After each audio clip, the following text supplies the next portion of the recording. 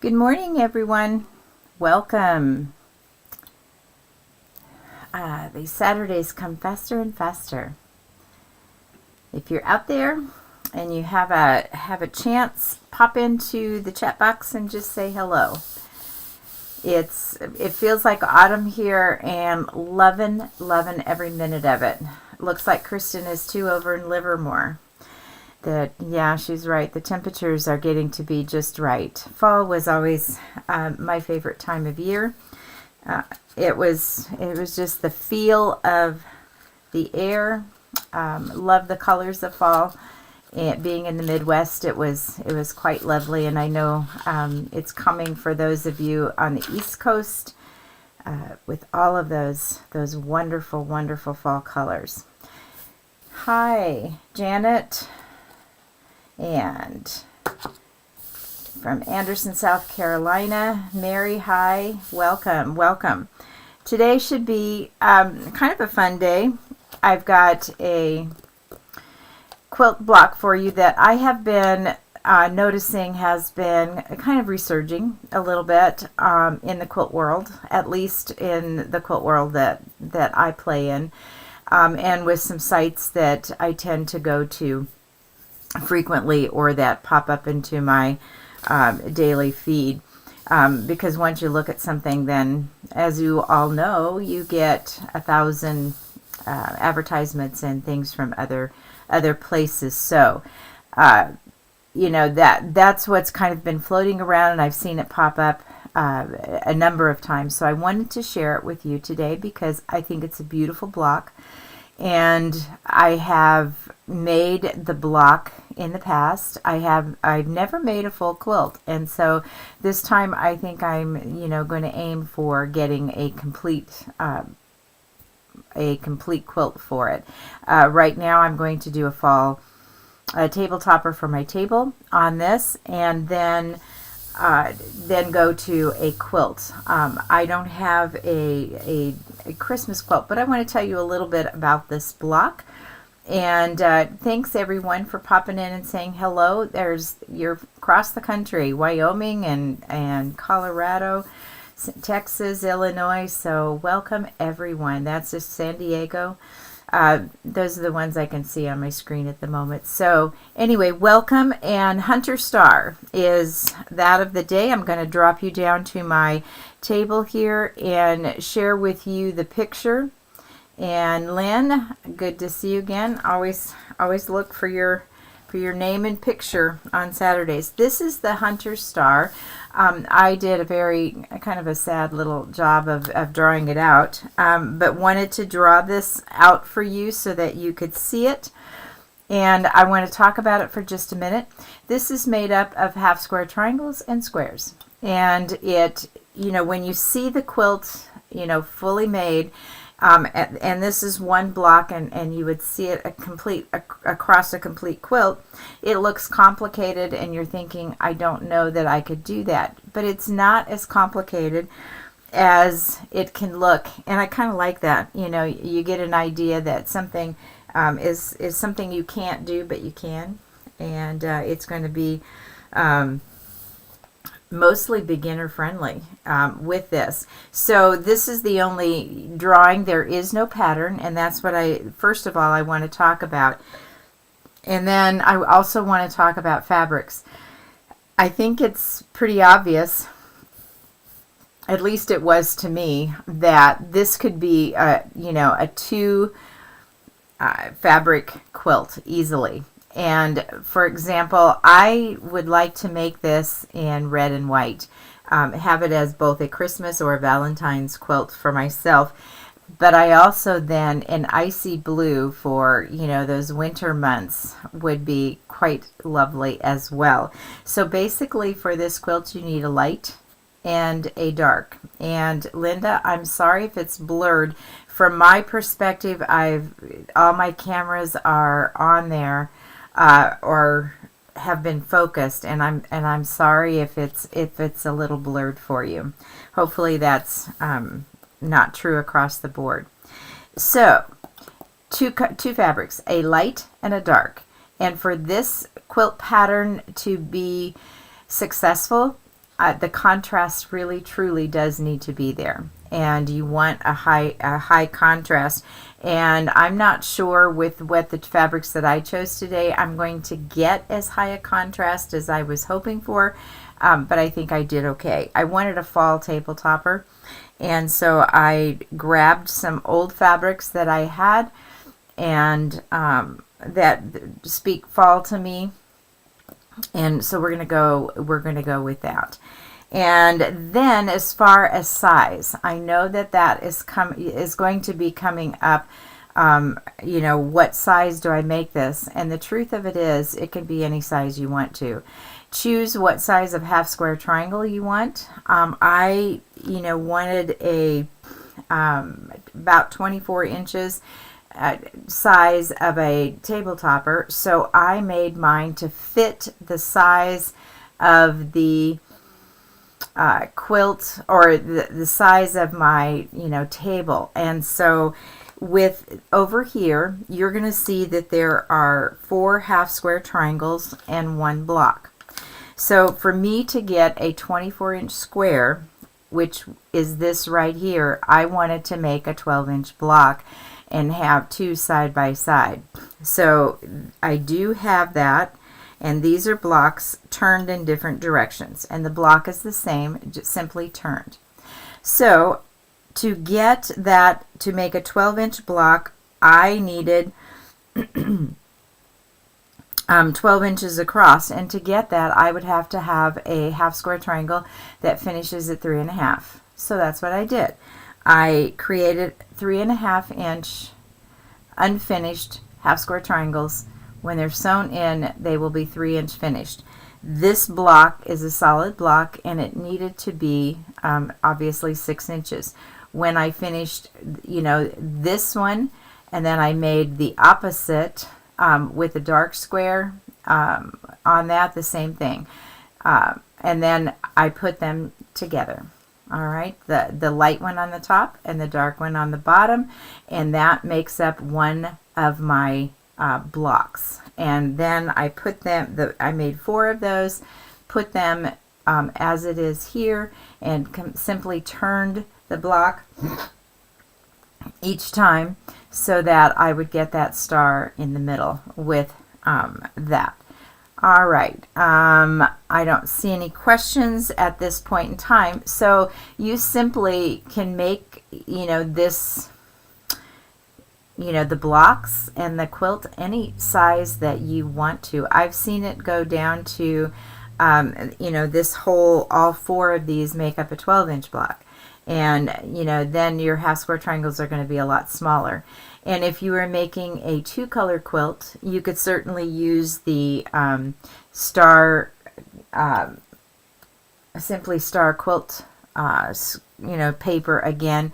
Make it go fast, no trimming. But today, because I was going to make this scrappy, I am making basically my half square triangles the old-fashioned way, so that I would have a wide variety of fabrics in here. So let's get to that right now. Let me put this over here.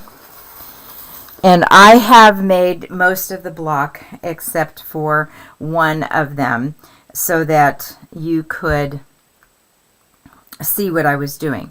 So I've got the, you know, the bottom row of the darker one, and now I'm going to make the top row. I've already got this half square triangle made, so I have cut my 3.5 inch squares, and I cut them, you know, when if you need to make, and you're doing it this way, if you need to have a finished 3-inch square, you need to add 7 inch to the square when you cut it. That's the magic number.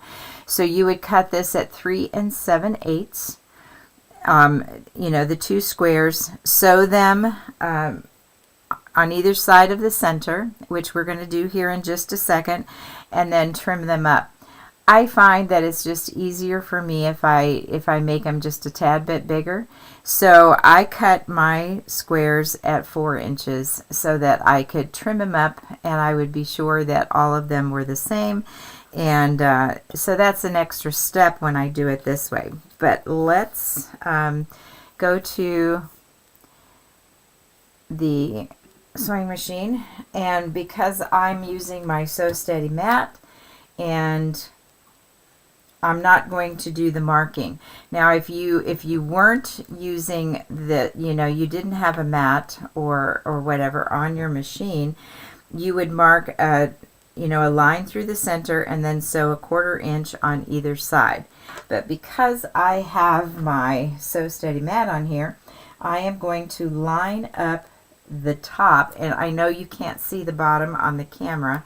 I mean, I can get it there, and I have my little tape here on the edge of it because as it gets bigger, it goes a little bit further. Let me see if I can keep that there so you can see how I'm starting. It's kind of in my face, but I'll do one with it that way.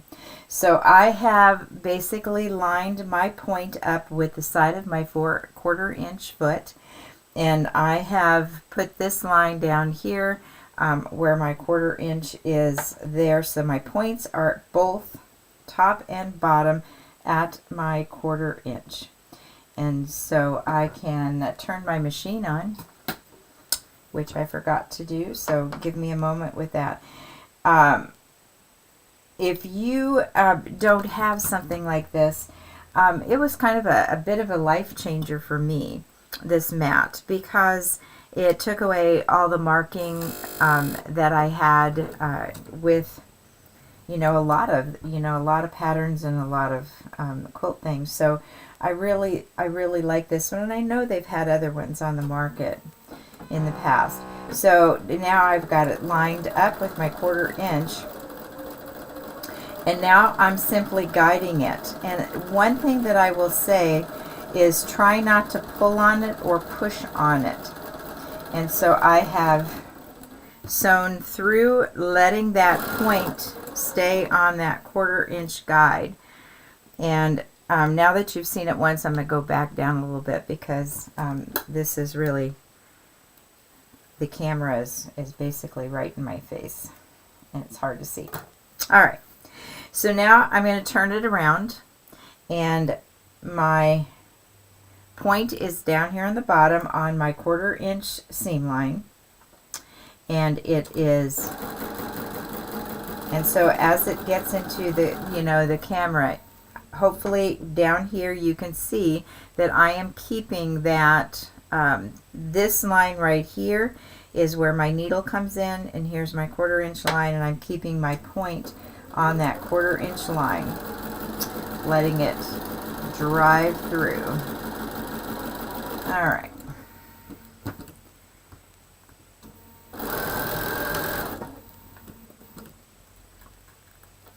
I first learned this block a long time ago from Jan Krentz.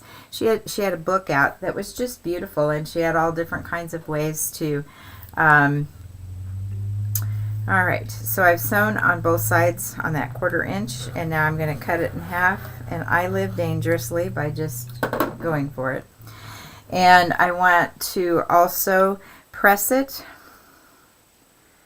these half square triangles,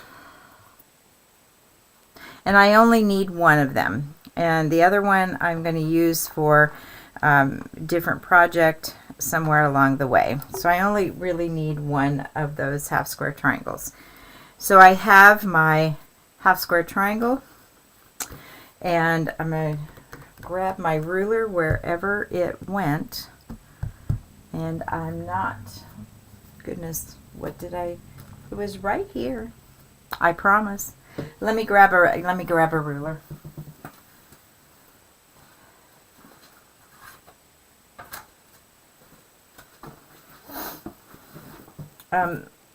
I like my smaller one for this table, but we'll make it do. So I put my 45-degree line right through the center, of my, and you can see that even with my extra 1/8 of an inch, I don't have a lot to trim off, but I like the fact that I get a very crisp edge all the way around. So my 3.5 inch there, line that up again, and I'm hardly shaving anything off, but enough that it would make my blocks off a little bit, and not what I would want them to be. So with my pattern, let me go back. Let me grab my book here. As you can see, with the dark edge, I need to, at the top, my half square triangles need to face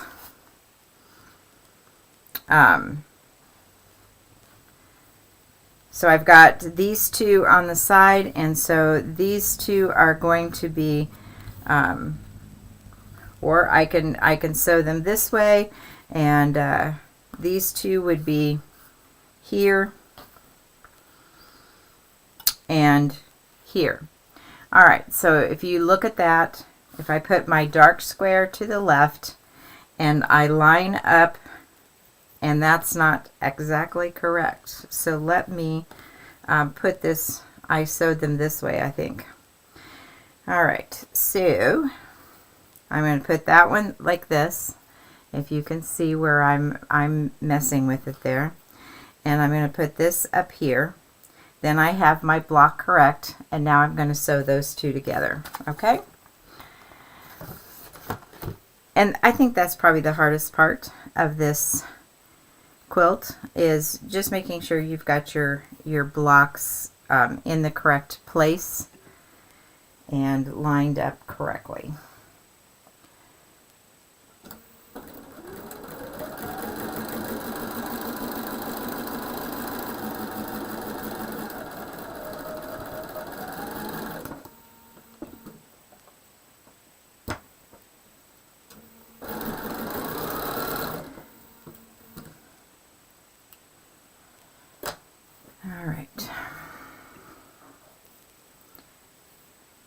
And I want to press them in opposite directions, so this is pressed to the top.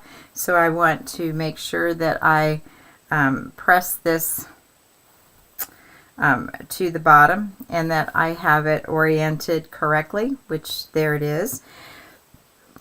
And so I'm going to set my seams.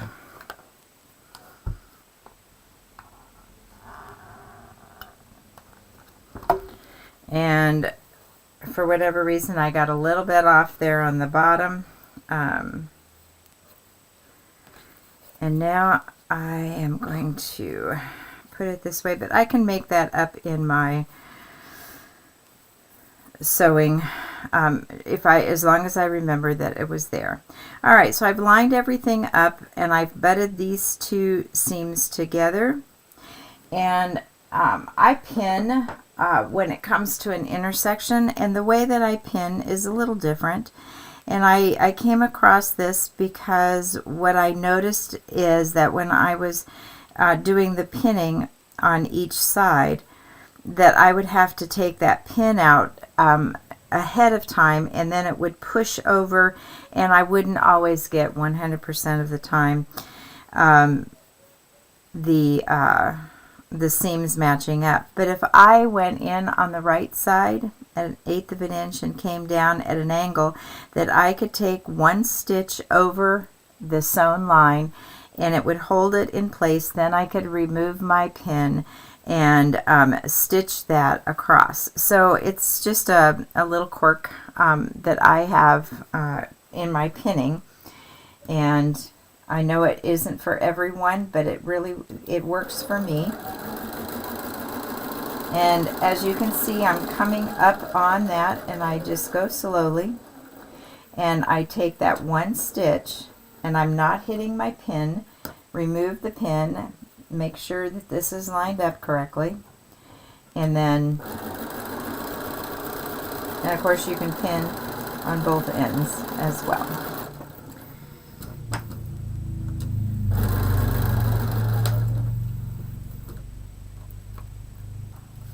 All right.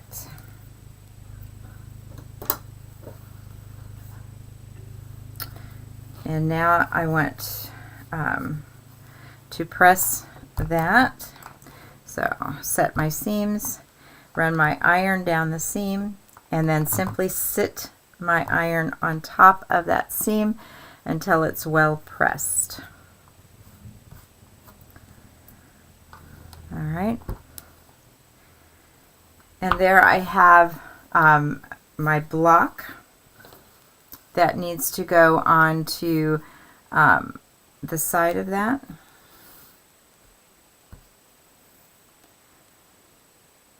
And then I'm going to sew these two together.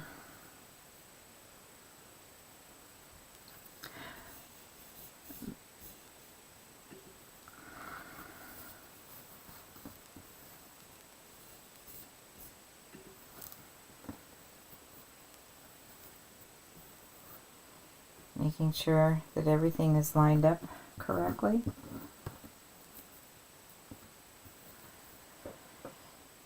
And of course, again, you know, when it's small like this, anything bigger, I definitely would put pins in it. But I was finding that I was doing okay without pinning it, and you kind of have to decide for yourself what works and what doesn't. All right, then I'm going to press to the and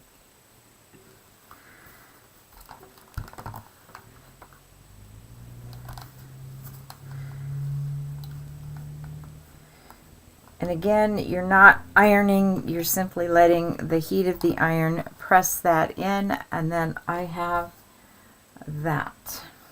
All right, so I am going to put my, I already had made the one with the white square on it, and now I have this one with the all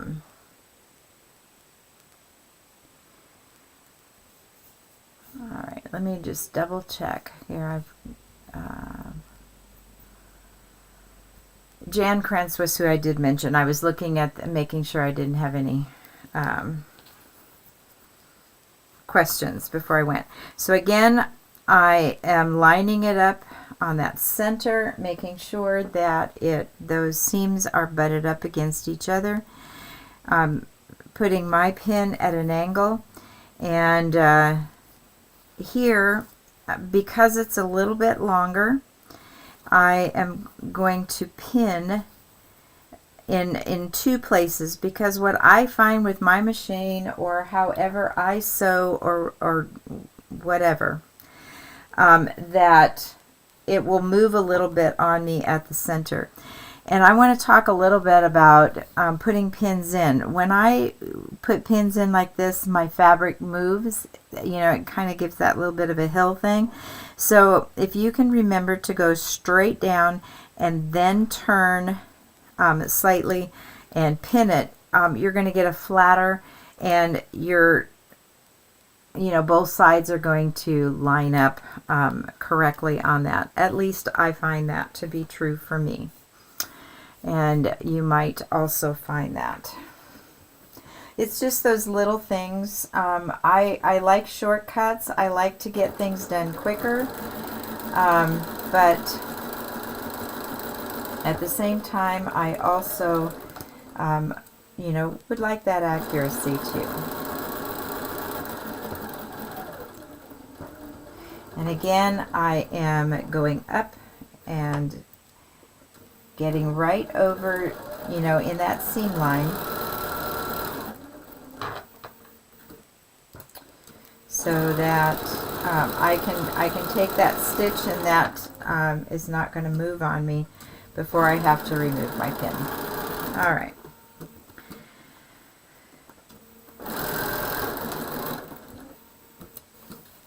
Okay. Here's an interesting tidbit that I learned along the way. As I'm pressing this, you can listen to my little story. This block traditionally came from the Lakota Indians. And so the Lakota would wrap the hunter star blankets or quilts around the warriors or the hunters when returning from either battle or from a hunting trip, and so that it would be successful and the star would guide their way. And also, the other thing they did was present them to a family at a funeral service to guide their loved one on their way for their final journey. So I always thought that was kind of neat in that. All right. So now I've got my block pressed and set and ready to go on that. And now I want to share with you that I have now the other side of the block. I have the top already sewn together, and I don't know if you can see the whole thing on camera, but I've got the top part of this already sewn, and now I'm going to sew these bottom two together. And so for my bottom two, I need that dark block at the top there, and I need the dark block here at the bottom. So I'm going to sew them together along here, and you can already see that that half star is already working at the top there. So get this quickly, and I hope that I can get this whole block on camera for you to see. So I'll pin this as quickly as I can, and again, at each intersection where I need to put these together, I'm going to do that slanted pinning. And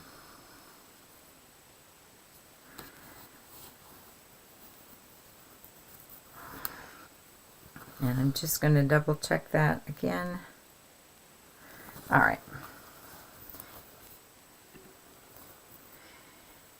And then at the corner here, you're meeting up with that again, and I made sure that I felt it. They were butted up with each other. And I'm sewing right up to that one stitch over. I want to line this bottom.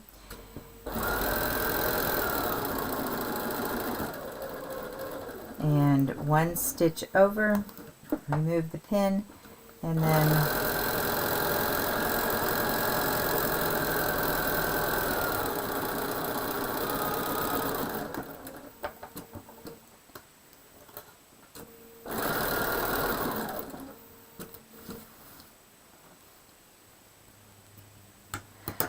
all right. Now my top I pressed to the left, and so this one I want to press to the and I hit my camera, I think, on that. So I've got the top one, it's pressed to the left, so I want to press this one to the right.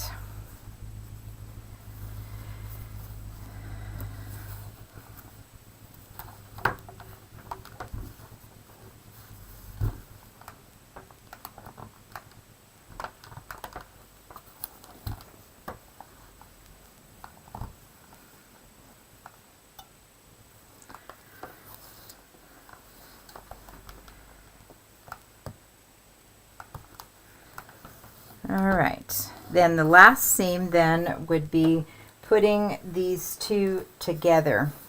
And if I can, kind of get you to see, so I want you to see that star in the center.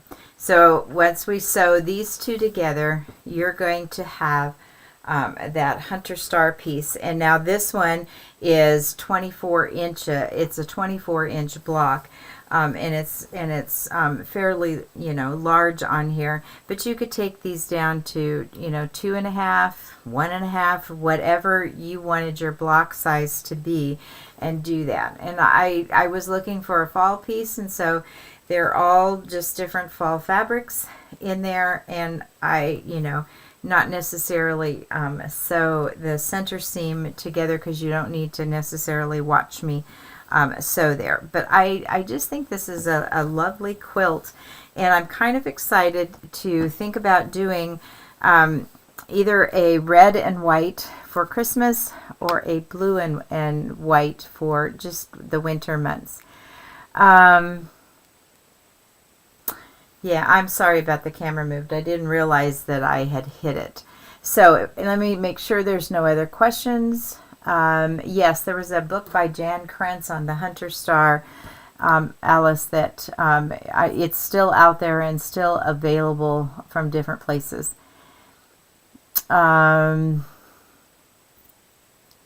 Yeah, the Karen K. Buckley scissors are wonderful. I just had happened to be working on some hand sewing, and they're by my machine. All right. Okay, I'm not seeing any other questions. So I hope that you enjoyed seeing this. And again, you may have to come back to the show just to see how this lines up. You know, make your own,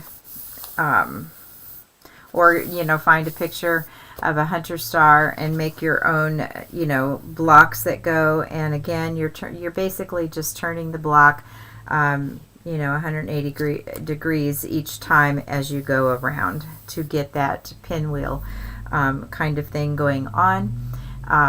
But that is the pattern drawn out for you, and do that again whatever size that you would like, and enjoy that if some of you decide to make it or whatever. Next week I am going to share with you the new rulers that have come out from Quilter Select, because there's a couple of patterns that I truly enjoy, and one of those is Lemoyne Star. But you know, getting those diamond shapes and those angles correct are sometimes kind of difficult, and so they have the diamond ruler out, and then the half rectangle ruler, but they have it for both left-handed and right-handed. And which is wonderful, because you know, doing all the flipping and stuff sometimes would be confusing, and so this just makes it so easy. So I'm going to share next week with you. I haven't decided whether I'm going to go diamonds next week or the half rectangle on that. So if you don't have those and you make quilts or have wanted to and haven't decided, I would grab a hold of those rulers. They're absolutely fabulous because of that grip that's on the back of them, and they make that so easy now to get the accuracy in your cutting, and make it really easy. So check those rulers out, and that way, for over the next couple of weeks, you'll see how to use both of those, and some patterns that I have found that I like to do that. And always, please know that you can put up into the chat box during the lives or later on YouTube, or you know, in the forum, you know, ideas that you have that you would like to see me work with, because I would love that, you know, to be able to address some questions and some things that you have that you would like to know about and you would like to learn. So please always do that as well. I saw that Kristen just put up a link to those rulers if you're interested, and so grab a hold of those. I don't think you'll be sorry on that, with getting that, because they just make things easier. Who made this pattern? I have no idea.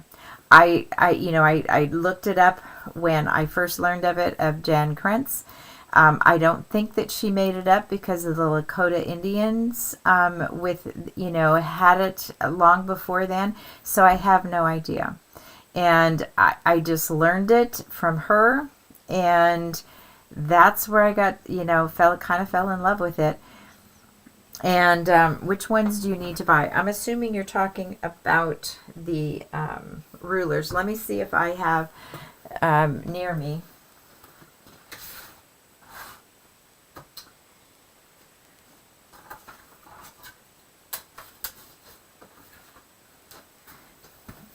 All right, I have this one here. These two Quilters Select half 60 triangles, and so you have both left and right, and then the other one is a diamond.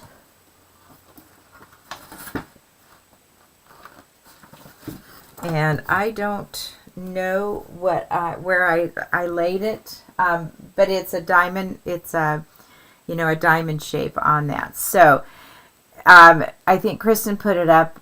Twin set half 60-degree triangles, and then the triangle itself. And I'm not seeing it. I'm sorry for that. I should have had it in front of me for that. So you guys all have an absolute wonderful week, and I will see you next Saturday.